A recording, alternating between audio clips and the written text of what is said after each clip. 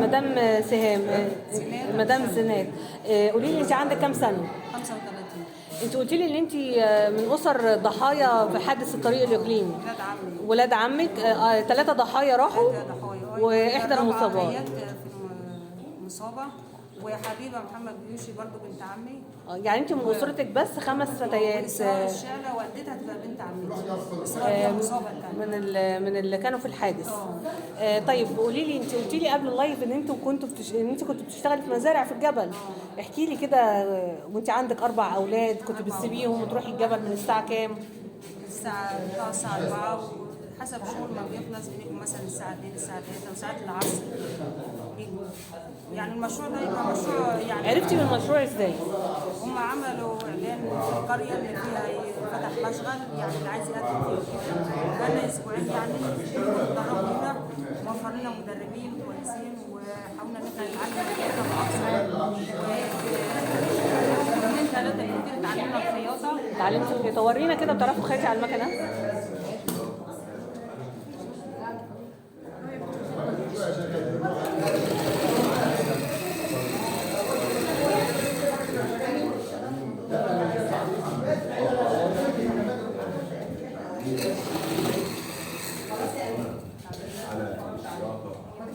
اتعلمتي الخياطه يا مدام سنه قد ايه؟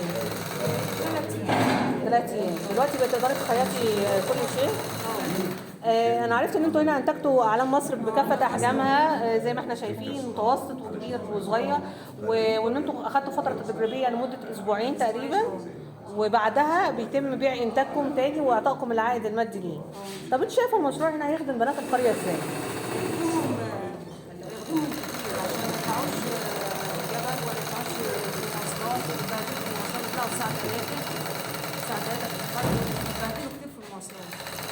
يعني المشروع ده يبقى مشروع كويس لهم، ان هم ما يطلعوش في الشمس ولا يبهدلوش في المواصلات، وهيوفر لهم يعني اكتر وقت. هل بيوفر لكم عائد مادي كافي؟ يعني يعني هيمشي برضه، هيبقى احسن ما يطلعوا بره الجبل. مهما كان هيبقى احسن من نروح الجبل والمواصلات وكده. السنة معكم متابعين مع المشاركات نتعرف بيكم. عندك كام سنة؟ انت ربة منزل؟ كنت بتشتغلي برضو في المزارع؟ جيتي ليه اشتركتي في المشروع هنا؟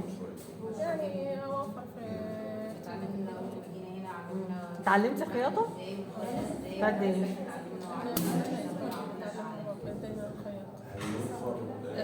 عندك اولاد؟